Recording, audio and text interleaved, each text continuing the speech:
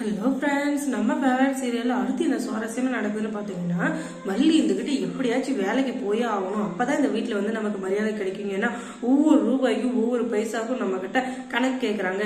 இதனால நம்ம ஒரு மன உளைச்சலுக்கும் ஆளாகிறோம். அதுவும் இல்லாம என்னோட தன்னம்பிக்கை, சுயமரியாதை எல்லாமே இங்க இழக்கப்படுது. அதனால நான் வேலைக்கு போயே ஆகணும்னு சொல்லிட்டு வெண்பா கிட்ட பேசிட்டு இருக்காங்க. அதை வந்து அவங்க யாரோ ஒருத்தர் தெரிஞ்சவங்க கிட்ட சொல்லிட்டு இருக்காங்க. அதாவது அவங்க கூட படிக்கிற பொண்ணுடைய அம்மா கிட்ட சொல்லி அவங்க வந்துட்டு வேலைக்கு அரேஞ்ச் பண்ணியிருக்காங்க. அவங்க வந்து பேசுறாங்க, நீ பாரு என்னுடைய அம்மாவுக்கு வேலை வேணும் வேலை வேணும் அப்படின்னு சொல்லிட்டு எப்போ பார்த்தாலும் அதுவே பேசிட்டு இருக்கா. அது வந்து எனக்கு ரொம்ப பிடிச்சிருக்கு.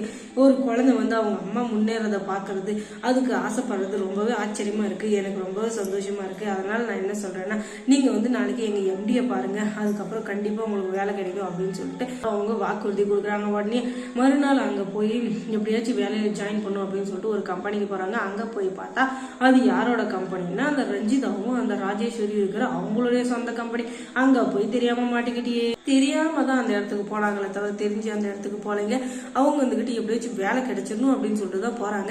அங்க வந்துகிட்டு போய் விசிட்டிங் ஏரியாவில் உட்காந்துட்டு இருக்காங்க. அப்போ வந்து சிசிடிவி கேமராவில் அந்த ரஞ்சிதை வந்து பார்த்தாரா, என்னடா இது இவன் நம்ம இடத்துக்கு வந்திருக்கான் அப்படின்னு சொல்லிட்டு, ஓ இன்னைக்கு இன்டர்வியூ நடக்குது இல்ல, அதனால வேலைக்கு வந்திருப்பாளோ அப்படின்னு சொல்லிட்டு பயங்கரமா ஒரு பயத்தோட ஒரு பீதியோட போனை பண்ணி ராஜேஸ்வரிக்கு சொல்றா. ராஜேஸ்வரி கிட்ட சொன்னதும், ஓஹோ வேலைக்கு வந்திருக்கலாம், அவ கொஞ்ச நாள் வெயிட் பண்ணிட்டோம் அப்படின்னு சொல்லிட்டு வெயிட் பண்ண வைக்கிறாங்க. அதுக்கப்புறம் என்ன ரொம்ப நேரம் ஆகியும் மல்லியை மட்டும் கூப்பிடவே இல்லை. பக்கத்துல இருக்கவங்கள கூப்பிடுறாங்க, முன்னால இருக்கவங்கள கூப்பிடுறாங்க, பின்னால இருக்கவங்கள கூப்பிடுறாங்க. எல்லாரும் போய் இன்டர்வியூ அட்டன் பண்றாங்க. ஆனா மல்லியை மட்டும் கூப்பிடவே இல்லை. கடைசியா மல்லியை கூப்பிடுறாங்க. அதுக்கப்புறம் தான் தெரியுது இது ராஜேஸ்வரியோட கம்பெனி அப்படின்னு சொல்லிட்டு. உடனே உனக்கு கடைசியில வக்கு இல்லாத ஏன் கம்பெனிக்கே வந்திருக்க வேலைக்கு, உனக்கெல்லாம் பிச்சு போறதுக்கு கூட நான் யோசிப்பேன், ஆனா உனக்கு வேலை கொடுக்கறதுக்கு நான் யோசிக்கணும் பத்தியா, அதுதான் எனக்கு ரொம்ப அசிங்கமா இருக்கு.